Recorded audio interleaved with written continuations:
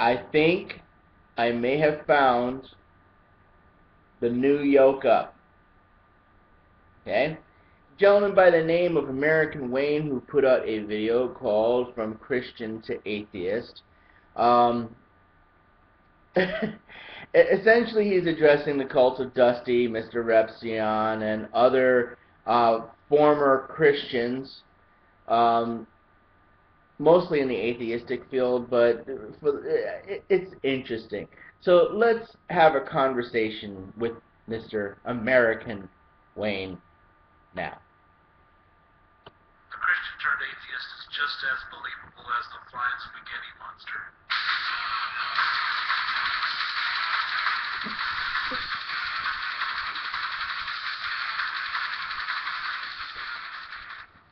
I'm tired of Killer intro. atheists on YouTube like Cult of Dusty or Mr. Repzion or whoever else that claimed that they used to be a Christian, and now all they do is strawman Christianity and bash religion as a whole. Now, Cult of Dusty, yes, I can agree with that.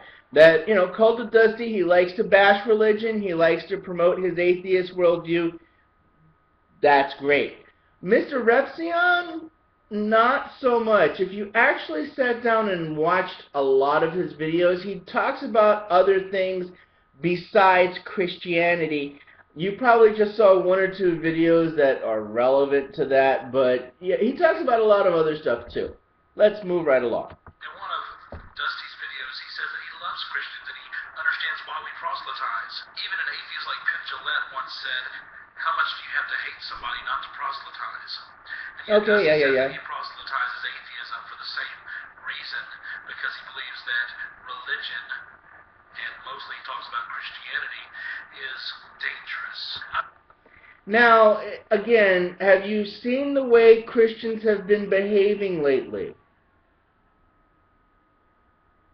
Have you been paying attention to the way Christians have been behaving lately? Now, again, I can understand Dusty's point of view. He is an atheist, and like many atheists, he wants to evangelize, much like Christians do, so there's no issue there. Moving right along. I've heard you hypothetically speak from something that you think would be a Christian's point of view on a topic, and I tell you that I don't think you... Alright, it's not hypothetical. A lot of times Dusty will show clips of things that ministers have said. Again, it's called paying attention. You might want to work on that. You know, develop your listening skills a little bit. Usually when people like us, who are former Christians and no longer are now, when we talk about things that evangelical Christians are saying, we do our best to, like I'm doing now, allow them to say what they got to say, and then discuss it, or debate it, or argue against it. Moving right along. were ever really a Christian. Now, you're from Mississippi. Hang on, let me just go back here a little bit. Is dangerous. I've heard you hypothetically speak from something that you think would be a Christian's point of view on a topic, and I tell you that I don't think you were ever really a Christian. Now, Bravo! You brought out the age-old "you were never really a Christian" argument. So, in other words, you never believed anything only to find out later on that it was absolutely false, or to find out that several areas of that belief were problematic and really didn't have a basis in reality. You never were wrong about a particular belief, you know, something that you held dear and held fast as to something that is true, only to find out that it wasn't. You were never deceived. You were never lied to. You were never gullible at one point in your life. But yeah, the old "you were never really a Christian" argument, yeah, that's really mature. Yeah, that's not an attempt to, you know, keep yourself from reality. Moving right along. you're from Mississippi. I'm from Louisiana, and the Shreveport area the second largest area that is supposedly Christian, yet there's so much depression here, there's so many addictions of gambling here because of the riverboat. The Christianity that you like to vomit up is not that of the apostles. Okay. Once again, we have the, well, your version of Christianity is not the real Christianity. Yeah, the Christianity of the apostles. You do understand that the Christianity of the apostles' time has not existed in at least 2,000 years? Hasn't? Not going to anytime soon? Anyway, moving right along. Full of faith, signs, wonders, miracles. It's the American, again, I grew up in the Pentecostal church, and I heard all of this talk about signs, wonders, and miracles, and I have seen some rather fascinating things. But, again, you know, what many of us would like to see are actual signs, wonders, and miracles. Not just the stuff that people pretend are signs, wonders, and miracles. You follow what I'm saying? You know, you can talk about being able to heal the sick and raise the dead and, you know, all of the cleanse lepers. Let's see you do it. Let's see you take your video, take your video camera, go to a hospital. Let's see you lay hands on people who are bona fide sick. I mean, people that are on respirators, IVs sticking out all over the place. Let's see you put your hands on those people and they get healed like that. Let's see that happen. Then you can talk about believing in the Christianity of signs, wonders, and miracles. Moving right along. America Christianity that is relatively a new form of Christianity, and it's powerless. So I know being from the South. Again, show us where your Christianity is any better.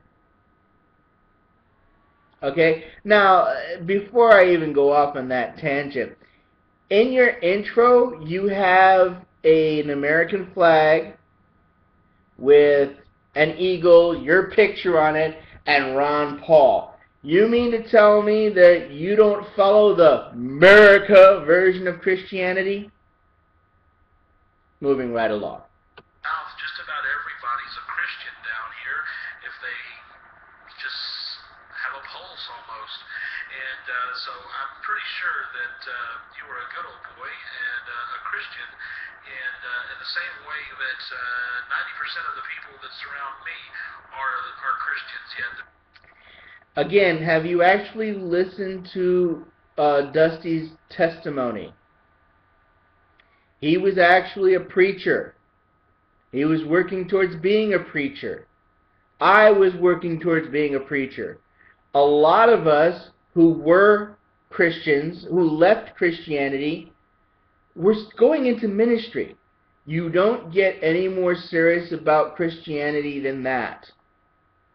Moving right along. There's no power that's changed their lives. Here's one thing that I don't understand about you atheists that say that you used to be Christian. You have no credibility. The reason I say that you don't have any credibility is because at one time you were delusional, so you think, because you pray to a God that you do not believe exists. But now you've seen the light and you know that God does not exist. How do you know that you're not delusional now?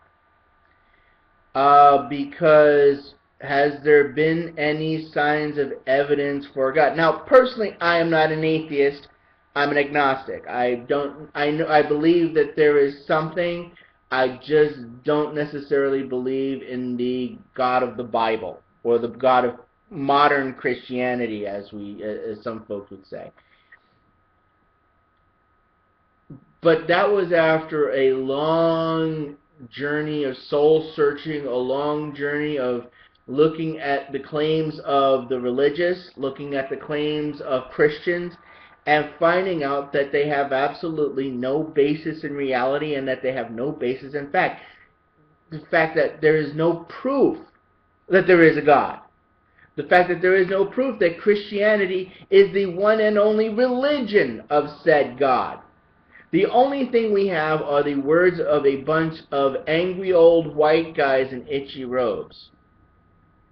But, that's moving right along. You just can't be trusted. You have a track record of being delusional, admittingly delusional. And, again, people do change. You know that, right? You do understand that if people are wrong about something, and again, this goes back to my previous argument. Have you ever been wrong about anything? Have you ever been misled? Have you ever been lied to? Guess what? You were delusional. If you've been lied to and you believe that person's lie wholeheartedly, guess what? You were deluded. You were delusional. Now you're not. Why? Because you've seen the person as a liar. Moving right along. See, whereas to me, I know God. You say that you once knew God, and if you say that you never knew God because you were delusional, then you were never a Christian. Again, were you there? Again, have you never ever believed something wholeheartedly only to realize it was false? Now you claim you know God. Great, fine, marvelous. Let's see some proof. Let's see some evidence.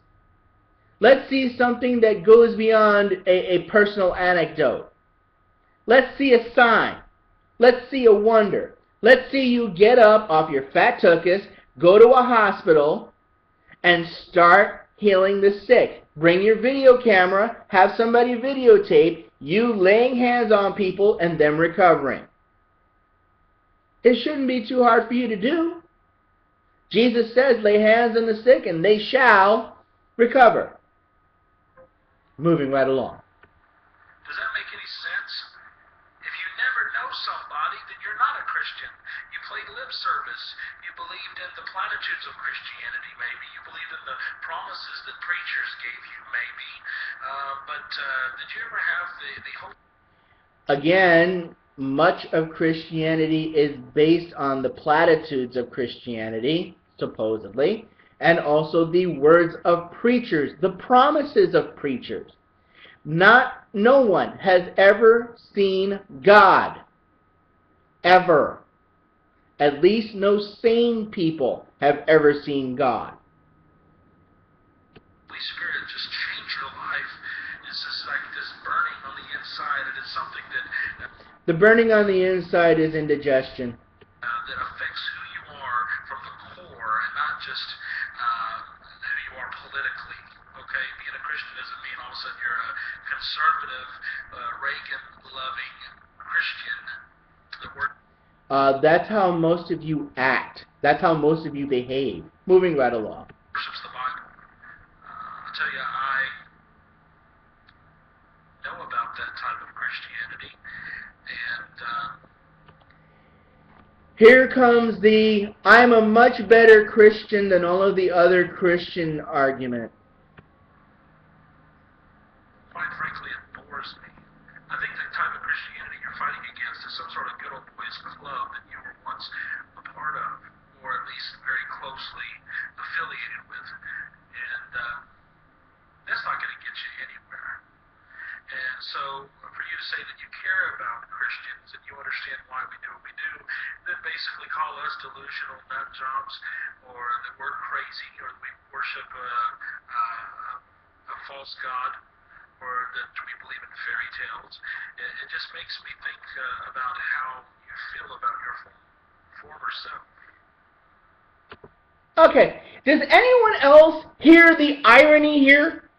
Okay, does anyone else smell the irony? Can you actually find the most ironic part of that statement? Can anybody else notice how incredibly ironic that is? I mean, are these people so blind to irony that they don't see it? Especially when it's coming right out of you would think for a minute, you know what? This is incredibly ironic because I do the exact same thing. You tell people people that they're delusional. You tell people that they believe in the wrong God. You tell people that they have the wrong religion, the wrong belief system, and my belief system is better. You do the exact same thing you're accusing Dusty of doing. You don't see the irony in that? You don't see it. It's like pot, kettle, hi, we're black. You don't see that, Wayne. You don't see it at all. Moving right along. And if you felt that way about your former self and your former decisions, I can't see any credibility in any decisions that you could possibly make. Oh, you mean the ability to change your beliefs based on new information? The ability to change your ideology based on the fact that you find out that your original ideology is false? You know, the Bible says that if you rebuke a wise man, he will love you and become wiser still. If a man comes across new information and does not change his ideology based on that information, you know what he is? An idiot. The Bible calls him a fool. Just saying. This is American Wayne signing out. Remember, strength spoken, shackles broken. Okay, like I said before, take a video camera, go to the hospital, and let's see you heal some sick people. Okay? Talk to you later.